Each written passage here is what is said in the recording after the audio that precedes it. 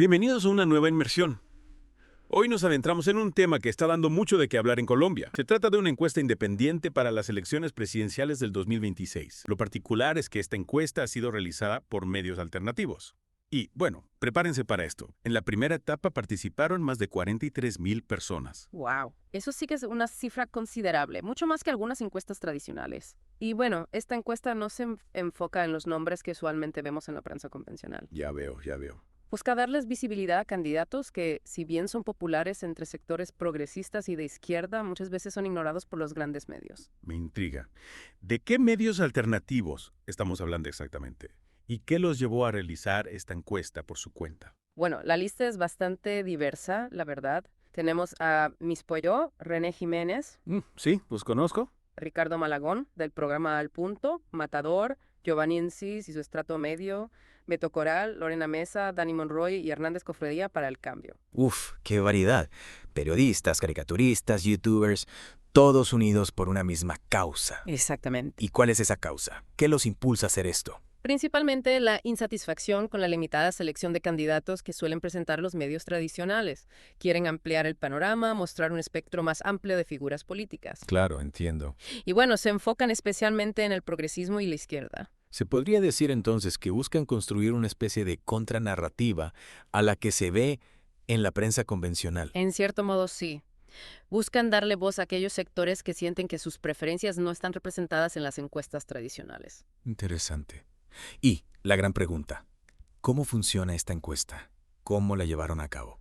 Bueno, la encuesta se realiza online. Cualquier persona con una dirección de correo electrónico puede participar. Y por supuesto, han implementado medidas para prevenir el voto duplicado. Eso significa que cualquiera puede votar, sin importar si es colombiano o si cumple con los requisitos para votar en las elecciones. Buena pregunta.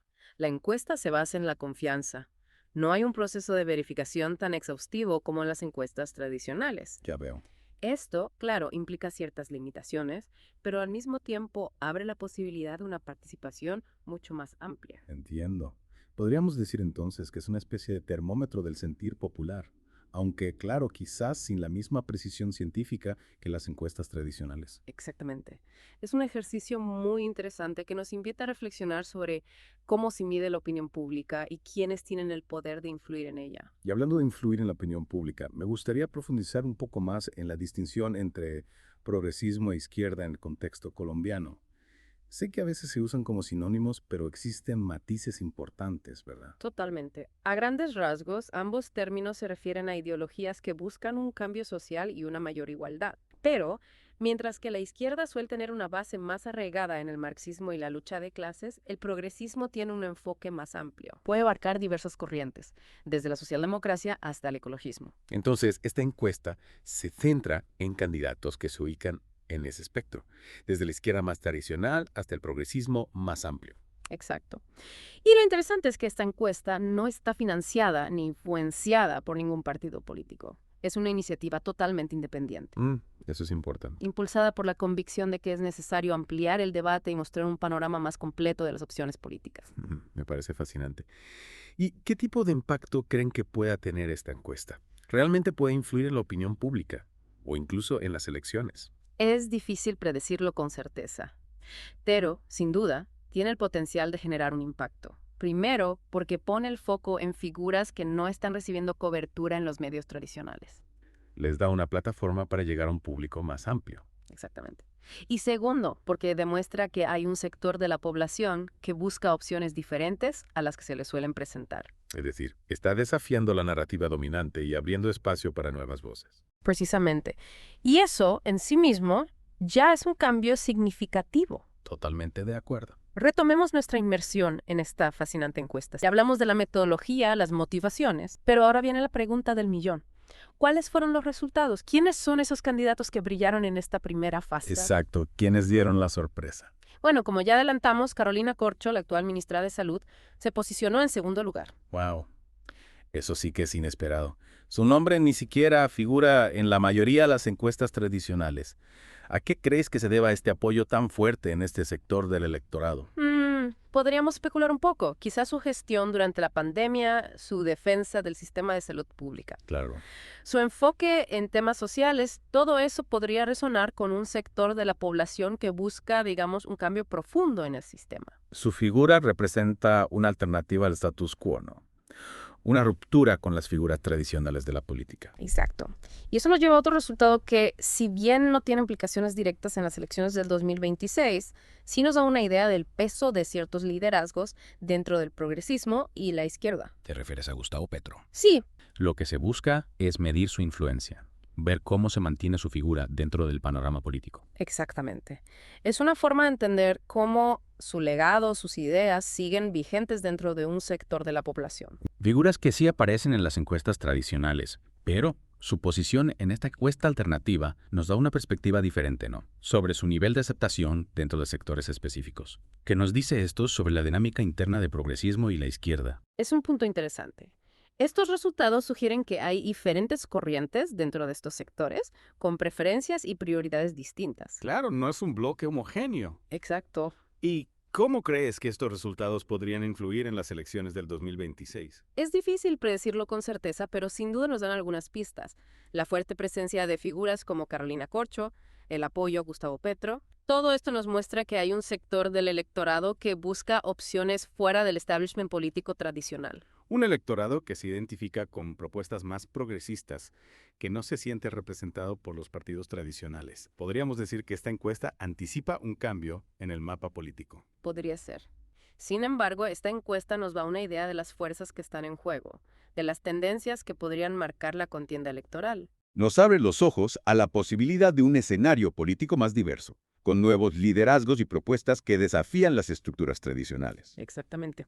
Y esto nos lleva a una pregunta aún más interesante. ¿Cómo reaccionarán los medios tradicionales ante este fenómeno? ¿Crees que intentarán ignorarlo o se verán obligados a prestarle atención? Es difícil saberlo. Lo que sí es cierto es que este tipo de iniciativas impulsadas por medios alternativos y con una gran participación ciudadana ponen en evidencia la necesidad de ampliar el debate, darle voz a sectores que a menudo son invisibilizados.